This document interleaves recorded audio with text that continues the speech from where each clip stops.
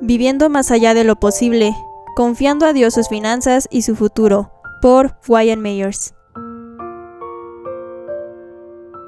Capítulo 9. Promesas de fe. ¿Cómo mantener en secreto un toro bramado? No es rico quien ahorra mucho, sino aquel que da mucho. El que quiere poco siempre tiene lo suficiente.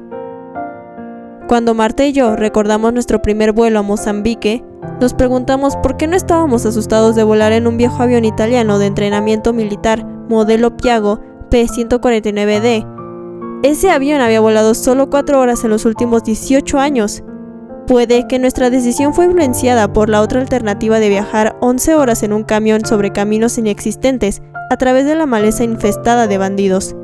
Cualquiera que fuera la razón, nos subimos a la cabina del destartalado avión y descubrimos que el asiento de los pasajeros era una banca de madera.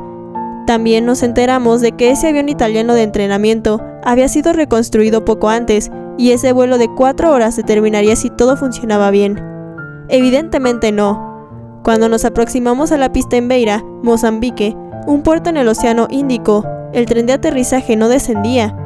Rod Hayne, nuestro piloto, tomó la palanca manual, pero el seguro se rompió y, desprendiéndose, se quedó girando en su mano. Como pudo, logró bajar las ruedas antes de descender a la pista. Fue un gran alivio estar de nuevo sobre tierra firme. No mucho después de ese vuelo, Rod llevó el Piaggio a una verificación mecánica. El mecánico que revisó el avión le dijo que la estructura de soporte en una de las alas estaba corroída. El avión no podría volar más. Me sentí feliz de no haberlo sabido antes de nuestro vuelo. A veces, la fe funciona mejor cuando no se conocen todos los detalles. Rod y Ellie Hayne son 2 de los siervos de Dios de mayor calidad y compromiso que he conocido en mi vida. Nos sentimos honrados por su invitación a visitarles en su casa en Zimbabue, para ver de primera mano cómo Dios ha usado sus vidas para impactar naciones. Ellie desciende de europeos que llegaron a Zimbabue hace 4 generaciones. Su padre fue asesinado por terroristas. Su familia ha vivido en medio del terror de la guerra y han arriesgado sus vidas para operar un programa de alivio para la hambruna y las emergencias a favor de sus vecinos en ese país. Además de establecer una escuela bíblica en Inhaminha, Mozambique, Dios usó a Rod y Ellie en el delicado papel de finalizar el acuerdo de paz para Mozambique de 1992. Ellos representan 2 de las mejores razones que conozco, por lo cual debemos dar constantemente para la causa de Cristo en todo el mundo. Después de ver el tremendo trabajo que los Hayne hacen para Dios, Marta y yo decidimos colaborar financieramente con ellos para proveerles equipo más confiable para su trabajo. Así que les llamé por larga distancia en Zimbabue y les pregunté cómo podríamos bendecirles. Ellie me dijo, necesitamos desesperadamente un avión. Sabía que su familia necesitaba una avioneta para moverse en esas planicies africanas, tanto como necesito un auto para moverme en los caminos de México. Nos comprometimos, creyendo que Dios supliría los primeros $20,000 para comprar el nuevo avión. Le dijimos a Dios que le ofreceríamos nuestros servicios para recaudar la cantidad necesaria para comprarlo. Fue emocionante ver al cuerpo de Cristo lanzándose a apoyar un ministerio en Mozambique que nunca habían visto. Compartí la necesidad de los Hayne con varias iglesias en Maryland y Delaware, en los Estados Unidos, y ellos dieron $18,000. Luego, cuando nuestros queridos hermanos mexicanos en la Ciudad de México, Gabriel y Lourdes Acero, pastores del Centro de Vida Lomas, animaron a su gente para dar otros $18,000, sentí un gran orgullo. Demostraron que no se quedan atrás de nadie al dar para la causa de las misiones mundiales. Otros amigos, Steve y Betty Bishop, que luego visitaron a los Hayne en Mozambique, compartían nuestra urgencia para comprar el avión. Organizaron una reunión en una casa en Bedford, Texas, en los Estados Unidos, para compartir la necesidad con 30 parejas de metodistas llenos del Espíritu Santo. En ese tiempo, Rod y Ellie estaban en los Estados Unidos y planeaban compartir su necesidad personalmente con esas parejas en Bedford. Pero hubo una tragedia en su familia unas semanas antes de la reunión. Dustin, su único hijo, de 21 años, se mató en África mientras volaba un avión ultraligero en el desierto. Rod y Ellie estaban determinados en no abandonar su llamado a Mozambique, aun cuando estaban sufriendo profundamente por la pérdida de su hijo. Les ofrecí asistir a la reunión en Bedford en su lugar. Sabía que no podía flaquear en nuestros esfuerzos por proveer el mejor avión posible para esta familia.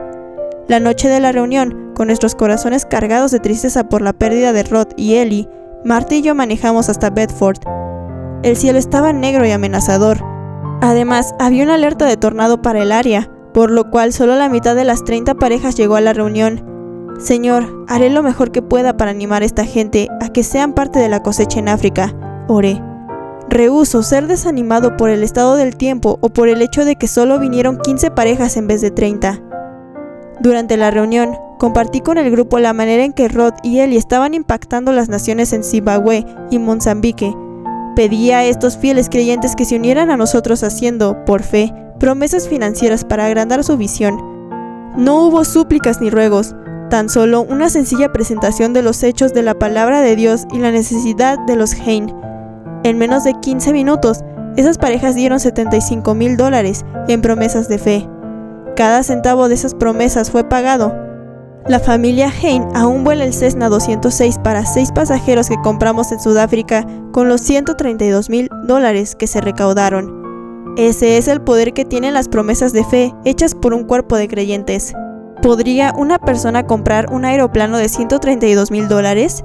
Aunque hay individuos que sin ningún problema pueden girar un cheque por esa cantidad, usualmente se requiere una comunidad de creyentes trabajando juntos para hacer grandes cosas para la gloria de Dios. Recabar el dinero que los Hain necesitaban para comprar el aeroplano fue un gran milagro. El segundo milagro fue ver a cristianos desde Texas hasta Maryland, de México a Inglaterra, colaborando por una meta común sin conocerse los unos a los otros. Le doy gracias a Dios por las organizaciones que envían personas por todo el mundo y que tienen los medios para financiar las escuelas, hospitales e iglesias de sus denominaciones. Están haciendo un gran trabajo por todo el mundo. Sin embargo, muchos misioneros de los Estados Unidos y de otros países son independientes y vienen de pequeñas iglesias independientes. ¿De quién dependen para recibir ayuda financiera?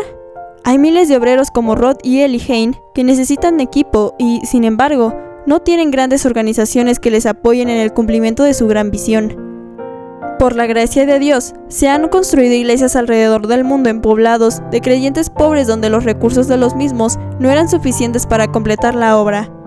Una vez que la iglesia local pone los cimientos y levanta las paredes, reciben apoyo a través de nuestra relación con Cristo para las naciones, iglesias de independientes y amigos, quienes suplen los fondos para el techo. Esta sociedad permite que muchos puedan participar en la cosecha. El hacer un compromiso de fe nos permite unirnos en un espíritu que dice: vamos a terminar la obra, aquí está lo que tengo, ¿qué puedes hacer tú? Al fomentar un espíritu de equipo, podemos lograr metas que serían imposibles para un creyente solo. El vínculo entre el dador de una promesa de fe y quien la recibe es una fuerza que transforma tanto a la iglesia local como a la obra de Dios en alguna otra parte del mundo. Salomón dijo sabiamente que 2 son mejores que 1 y cordón de 3 dobleces no se rompe fácilmente. En las promesas de fe hechas en grupo por creyentes, creamos un ejército invencible que promueve el avance del reino de Dios entre los hombres. Cuando construimos una iglesia, apoyamos un orfanato o edificamos una escuela bíblica, nuestras ofrendas nos unen con el cuerpo global de creyentes. A menudo nuestra ofrenda inicia una amistad y un apoyo mutuo en oración que dura toda la vida entre el dador y el receptor. Todos tendemos a orar por la gente a la que le damos. Es un hecho probado que cuando damos nuestro dinero, hacemos un compromiso de corazón. Porque donde está vuestro tesoro, ahí estará también vuestro corazón. Mateo capítulo 6, verso 21. A través de las promesas de fe, se nos presenta una oportunidad para involucrarnos y hacer nuestra la visión de nuestra iglesia. No se deja al pastor que lleve solo la carga financiera. Todos tenemos la oportunidad de ayudar, no solo con nuestros diezmos, sino con apoyos adicionales en proporción a sus recursos actuales y su fe creativa. Cuando los miembros de una iglesia hacen una promesa de fe para ayudar a su pastor a construir una iglesia, están invirtiendo más que su dinero. Se están enlistando a ser parte del éxito del cuerpo local. Estoy consciente de que mucha gente no cree en hacer promesas de fe, pero no ofrezco disculpas por lo que yo veo como un principio bíblico. He compartido en muchas conferencias de misiones, desde Europa hasta Australia y a través de los Estados Unidos, México, América del Sur y Canadá, y he visto a la gente de Dios dar millones de dólares por la causa del Evangelio. Cada dólar que hemos recaudado pasa a través de la iglesia local y no a través de mi propia asociación evangelística. Cuando enseño acerca del dar por medio de promesas de fe, a menudo me pongo de ejemplo, dando a sus misioneros primero. Mi fe ha sido estirada junto con la de todos los demás al creer que Dios suplirá para cumplir mi promesa a tiempo. Él nunca me ha fallado. A veces oigo que la gente dice, no me gusta hacerle promesas a Dios, es un asunto muy serio y quizá no pueda pagarle. Sin embargo, esa misma gente hace promesas a las compañías automotrices o a las tiendas donde compran a crédito. Me parece extraño que la gente se endeude con el hombre, pero tenga miedo de hacer un compromiso con Dios. Dios es mucho más comprensivo que las compañías automotrices. Si no hace sus pagos, la Ford le quitará el auto. Por el contrario, nunca he oído de una iglesia o pastor que niegue la entrada a un miembro que está batallando para pagar una promesa de fe. ¿Suscita orgullo el hacer promesas públicas de fe? A veces se argumenta que Jesús nos advirtió no ser como los hipócritas que dan para ser vistos en público. Estoy de acuerdo con que nunca se debe dar motivado por el orgullo. La mayoría de lo que Marta y yo damos, lo hacemos en privado, así como la mayoría de nuestras oraciones las hacemos en privado. Aconsejo a los que han malinterpretado ese versículo a que sigan leyendo y se den cuenta de que Jesús también dice que cuando oremos, nos metamos en nuestros aposentos y cerremos la puerta. Mateo capítulo 6, versos del 3 al 6. ¿Quiere decir esto que nunca debemos orar en público? Para ser consistentes, debemos aplicar los dos versículos de la misma manera. En Mateo capítulo 6, versículos del 3 al 6, Jesús nos advierte que evitemos orar y dar con un espíritu hipócrita y orgulloso. Sin embargo, esto no es razón para que dejemos de dar o de orar en público. Zaqueo dio la mitad de su ingreso públicamente y no hay registro alguno de que Jesús lo amonestara a callarse.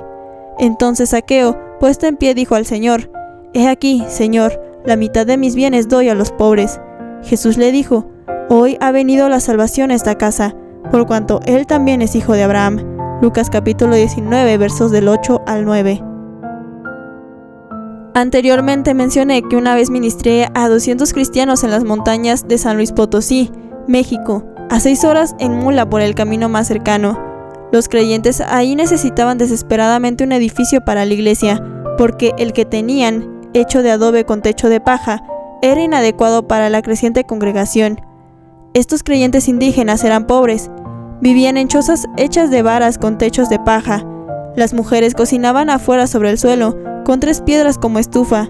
Los hombres del poblado ganaban el equivalente a $3 al día. Los desafié a dar, a pesar de su pobreza, y su respuesta fue inmediata. Muchas mujeres dieron pollos y ocasionalmente un cerdo, que era un gran sacrificio. Los pollos eran caros, pero dar un cerdo era como dar los ahorros de la familia. Mientras predicaba, un hombre salió del servicio y se fue a casa. Cuando regresó, traía un toro grande, su regalo para el fondo del edificio. No hay manera de hacer una ofrenda secreta cuando tienes pollos cacareando, un cerdo chillando y un toro bramando. Pero eso era todo lo que tenían. En los inicios de la iglesia, se daba en público y de manera corporal. Y ninguno decía ser suyo propio nada de lo que poseía, sino que tenían todas las cosas en común.